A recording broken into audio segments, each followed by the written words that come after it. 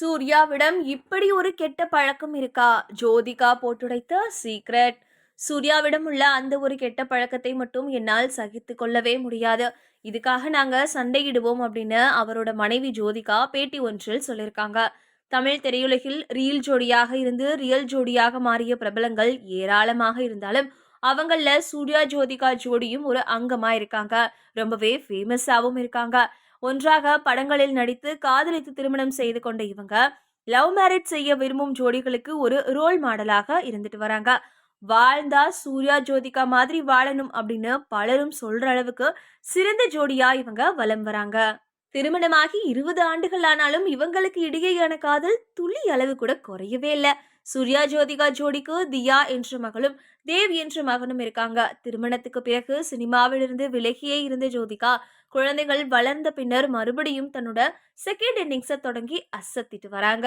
தற்போது குழந்தைகளின் கல்விக்காக மும்பையில் வசிக்கும் இந்த ஜோடி அடிக்கடி ஊடகங்கள்ல செய்தியாகிறாங்க. இப்போது சமூக வலைதளங்கள்ல இவங்கள பத்தின ஒரு செய்தி வைரல் ஆகி வருது. அது என்னன்னு பார்க்கலாம் வாங்க.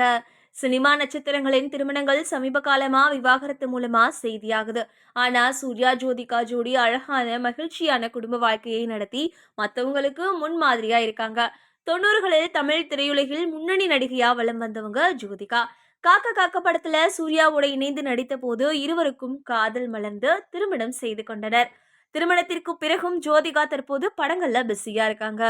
மும்பையில் வசித்து வரும் சூர்யா மற்றும் ஜோதிகா சமீபத்துல தங்களோட 19வது திருமண நாளை கொண்டாடினாங்க. அப்போ ரசிகர்கள் தங்களோட வாழ்த்துக்களை தெரிவிச்சாங்க. இந்த நிலைமையில சூர்யாவோட மனைவி ஜோதிகா முன்பு ஒரு பேட்டியில் பேசியது வைரலாகி வருது.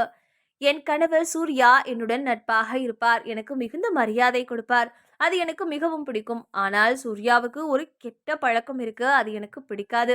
அவர் பாத்ரூம்ல அதிக நேரம் செலவிடுவார். இந்த பழக்கத்தை மட்டும் என்னால சகிச்சுக்கவே முடியாது. இதுக்காக நாங்க சண்டை போடுவோம் அப்படின்னு சொல்லியிருக்காங்க ஜோதிகா.